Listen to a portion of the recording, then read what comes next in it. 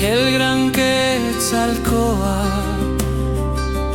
a la tierra descendió en su forma humana y nadie lo reconoció.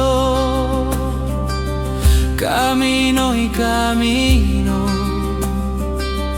explorando el mundo, hasta que la noche lo envolvió, mientras seguía su rumbo.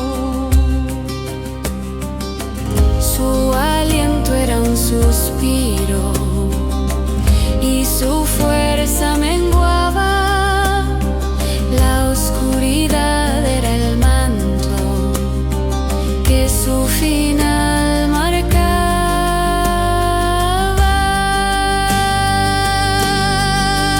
Oh, luna de plata, la silueta inmortal de una alma sincera, que tu rostro retrata, es la historia ancestral de quien dio vida entera. Mas una vida diminuta de lejos lo observaba.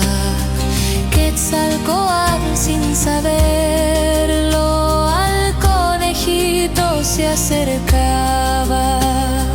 Quetzalcóatl, cansado de caminar sobre la hierba, decidió descansar. Lentamente en el pasto se sentó y el pequeño conejo se le acercó. ¿Qué comes?, preguntó Quetzalcóatl al pasar. Hierba fresca, dijo el conejo sin dudar. Hay de sobra, contigo puedo compartir, y pronto tus fuerzas habrán de surgir. Recibo tu bondad, mas no es mi comida.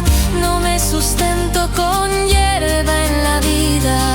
El conejo, de corazón inmenso, susurró con gesto intenso. Soy un bocado humilde y mortal, pero puedo salvarte de tu final.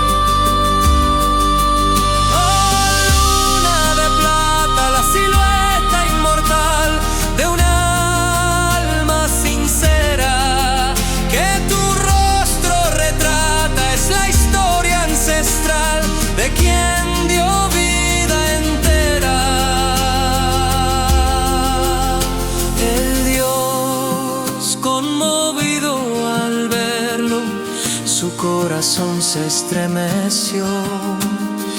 Lo alzó muy alto hacia el cielo y sobre la luna su figura